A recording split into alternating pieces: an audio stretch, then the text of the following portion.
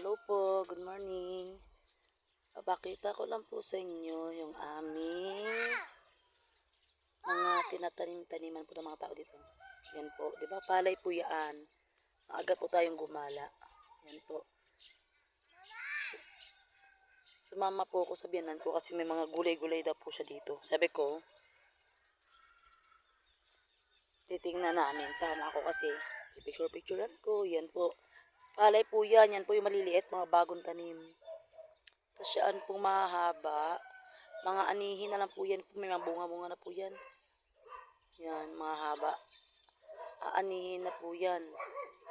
Ito po yung mga bagong tanim mo yan. No? Ang dami po. Kami po nakapag-ani na rin sila sibyanan. Yan. Yan po ang pinagkakahanap buhayan ng mga tao dito. Yan.